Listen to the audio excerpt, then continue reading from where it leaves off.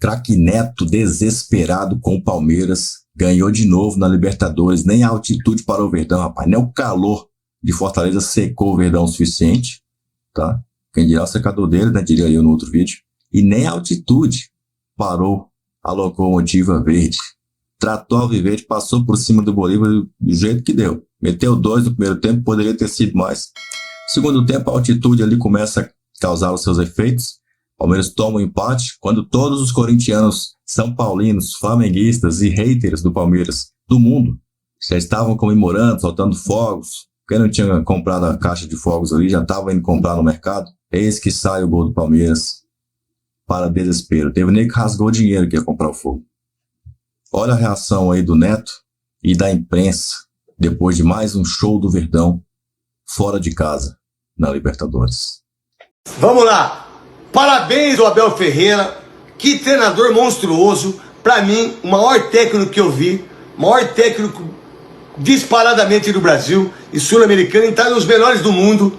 Vai lá em 3.600 metros e ganha, meu irmão. 3-2. Sai 1-0, sai 2-0, 2-1, 2-2 e mete 3-2. Gol do Maurício, gol do Estevão e gol do Flaco Lopes. Cada um no seu setor. O Palmeiras é candidato ao título da Libertadores mais uma vez. Parabéns, Abel Ferreira. Vamos conferir o destaque do Palmeiras no jogo segundo o SofaScore. Facundo Torres, nota 7.8, foram 86 minutos jogados, assistências 2, finalizações do gol.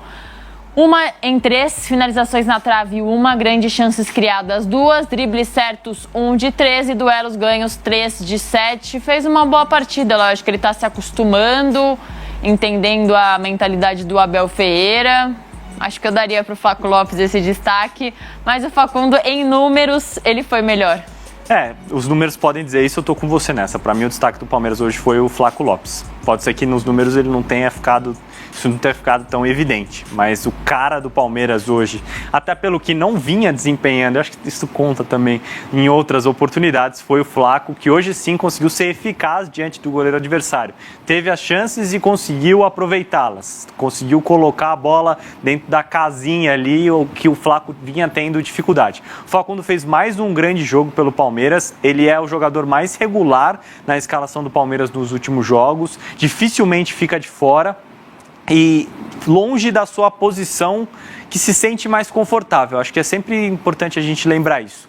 O Facundo é um meia que gosta do lado direito, o lado que tem o Estevão no Palmeiras na maior parte dos jogos e que agora conta com o Felipe Anderson como uma espécie de um ala pelo lado direito. Então o Facundo ainda não teve a oportunidade de jogar na posição que mais gosta e mesmo assim tem entregado. É uma briga que deve se acirrar a partir do momento que o Estevão deixar de ser jogador do Palmeiras no meio da temporada após o Super Mundial. Que aí você vai ter, em teoria, com o elenco atual, você vai ter duas opções para esse lado direito. O Facundo, que é um canhoto, que vai gostar de cortar para dentro, e o Felipe Anderson, que é esse destro, que leva para a linha de fundo, que faz cruzamentos, como a gente mostrou na análise aqui ontem. Por enquanto é melhor quebrar um galho e ser titular do lado esquerdo do que ficar no banco do lado direito. Pelo menos eu penso assim, Léo, e foi importante essa vitória fora de casa, porque o Palmeiras segue essa sequência fora de casa, só tem esse jogo contra o Bahia dentro de casa no Allianz Parque no fim de semana, mas depois volta para suas viagens fora de casa. Então essa vitória, até com alguns jogadores se recuperando de lesão e já em São Paulo, é importante para o Palmeiras começar a pensar de volta na liderança do Brasileirão. Compromisso difícil do Palmeiras no final de semana, em pegar o Bahia do Rogério nunca é uma boa, apesar do Bahia... Joga hoje também. Exato. Apesar, claro, do Bahia ter aquela questão sempre de jogo, quando tem uma postura quando joga em casa e outra quando visita alguns adversários, mas acredito que o Palmeiras terá um oponente muito complicado e vai carregar e vai herdar no final de semana a conta de hoje. Não vai dar tempo de recuperar todo mundo, deixar todo mundo com a bateria 100%, como é a expressão que o Abel gosta de dizer. Os jogadores sempre estão a 70%, 80% com a bateria deles. No caso do Palmeiras, no final de semana, não me surpreenderia se esses jogadores estivessem a 50%, 60% ou 70% da bateria total. É um período muito curto de recuperação, com uma viagem longa no meio, para que o Palmeiras seja mandante no final de semana diante do Bahia. De qualquer forma, o torcedor do Palmeiras sai muito satisfeito desse duelo e da vitória de hoje. É sempre bom ter o Estevão no time, faz uma diferença absurda, até quando ele tá mais cansado, por exemplo, hoje, mas é diferente. É muito diferente. Hoje ele tinha um papel importante. Na hora que o Palmeiras não tinha a bola, essa estrutura que a gente mostra aí com 2 volantes, os 2 meias atrás do centroavante voltavam também pelos lados. Então, não é que quando o Palmeiras perdia o controle da bola, os 3 da frente não tinham tarefas defensivas importantes. Não, os 2 precisavam compor uma linha de 4. Então, era uma primeira linha de 5 com uma linha de 4 à frente dessa linha de 5. E um centroavante, o Flaco Lopes, mais à frente. Era um Palmeiras muito bem montado, bem compacto para se defender no momento em que não tinha a bola, para no momento em que conseguisse recuperar a posse dela, acelerasse rápido. Agora ninguém lembra, Léo, mas o Palmeiras foi viajar para a Bolívia sem o Richard Rios, sem o Mikael, sem o Murilo e sem o Vitor Roque. Claro que agora é fácil falar que eles não fizeram falta, mas é muito por conta do bom trabalho do Abel e como ele gerencia esse time. Hoje ninguém sentiu falta, por exemplo, do Vitor Roque. Até o Flaco Lopes está rendendo com a chegada de outro centroavante, disputando posição com ele. No caso do Mikael e do Vitor Roque, eles não eram opções para hoje, né? Isso. Porque eles estão lesionados. Exato. O Palmeiras até coloca na conta do gramado do Castelão que esses 2 atletas tenham sofrido lesões. O Vitor Roque, a lesão do Mikael é um pouco mais grave, do Vitor Roque menos. O Vitor Roque é uma entorse e o Palmeiras optou por não levar esse atleta para altitude. Achou que poderia oferecer quase nada ou pouco diante das condições físicas em que estava. Concordo também, acho que não era um bom jogo para o Vitor Roque e o Flaco cumpriu bem o seu papel de homem mais avançado. O Abel não optou por poupar atletas, eu acho que ele utilizou o elenco da maneira como ele pode. Como eu também já disse aqui, que imagino que o Felipe Luiz tenha usado lá atrás contra o Central Córdoba, mas o resultado foi diferente.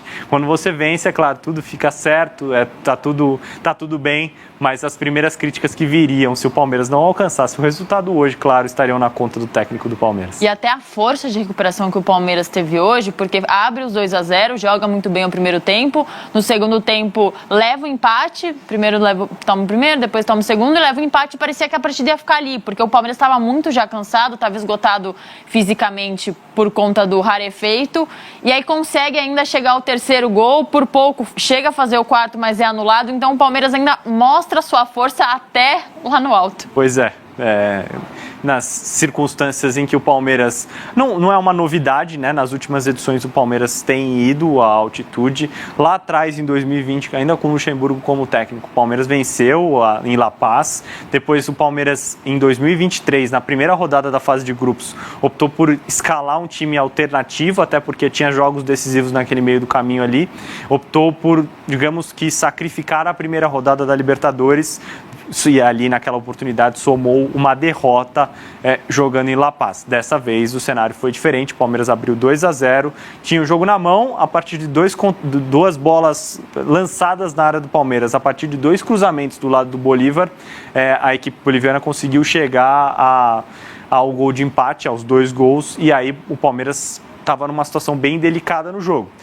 Sustento esse 1 ponto, baixo, sigo com a minha postura aqui, ou tento jogar mais longe das minhas condições físicas, porque ali já estava mais próximo do meio do segundo tempo, em que o Palmeiras já estava visivelmente cansado, e vou atrás dos 3 pontos. O Palmeiras trouxesse hoje um empate, mesmo saindo com 2-0 na frente, não seria um resultado ruim. Os 3 pontos, então, não tem nem o que falar. O Palmeiras soma 9 pontos nos seus primeiros 3 jogos e, como é cabeça de chave no seu grupo, fará 2 jogos como mandante no turno de volta, digamos, dessa fase de grupos. O Palmeiras está numa situação extremamente confortável na Copa Libertadores da América.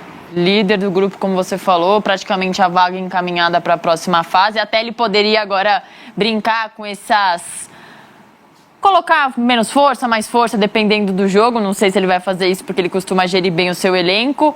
E o único time brasileiro 100% na competição, até em busca, Léo, da melhor campanha. Claro que é começo ainda de competição, mas, por exemplo, o São Paulo começou muito bem. O Palmeiras tende a fazer uma campanha ainda melhor e lá na frente faz diferença. Até porque o Palmeiras, como eu coloquei aqui, faz 2 jogos como mandante nesse turno de volta do seu grupo na Libertadores. O Palmeiras tem, concordo com você, é cedo ainda para a gente traçar aqui que o Palmeiras vai fazer a melhor campanha da fase de grupos e tal, mas a largada do Palmeiras na competição é muito boa. E não me surpreenderia se o Palmeiras garantisse a vaga à próxima fase e aí o Abel, de repente, começar a usar a Libertadores como plano B, digamos assim. Ou mais um laboratório, talvez. Exato, para testar alguns jogadores ou numa sequência de quarta e domingo que para o Palmeiras vai persistir até a disputa do Mundial de Clubes em junho, o Palmeiras pode se dar ao luxo de, nas últimas rodadas ou na rodada final, dependendo da classificação. E se não tiver esse objetivo tão grande de conseguir a melhor campanha da primeira fase, o Abel pode escalar um time alternativo em algum desses jogos, justamente para poupar para, de repente, a disputa do Campeonato Brasileiro, em que o Palmeiras tem que somar 3 pontos a cada duelo. Os pontos têm a mesma validade, né? Os pontos que você soma na quinta rodada são os mesmos 3 que você vai somar lá na última rodada. Olha, venceu todas fora de casa pelo Brasileirão, tá? É o líder disparado aí, tá? 13 pontos na frente do Flamengo, de todos os outros aí. Segue o líder, cara. Palmeiras na altitude, 3-2 contra o Bolívar. O Flamengo só empatou com a LDU. Palmeiras é o único time 100% na Libertadores até aqui. O único time 100% nesta fase de grupo da Conmebol Libertadores. Aliás, no geral, né?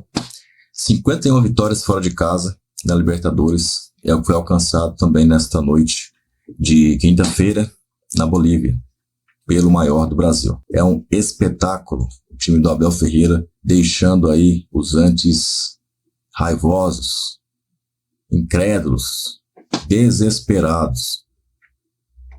Parece que não acaba aí a magia de Abel Ferreira. Abel até falou do pacto para desespero deles. Mais um vídeo pintando aqui, ó. Coloca o seu comentário aqui, meu irmão. Coloca aí o que você achou da vitória do Verdão, hein? Gostou ou não? Fora Abel agora? Avante palestra!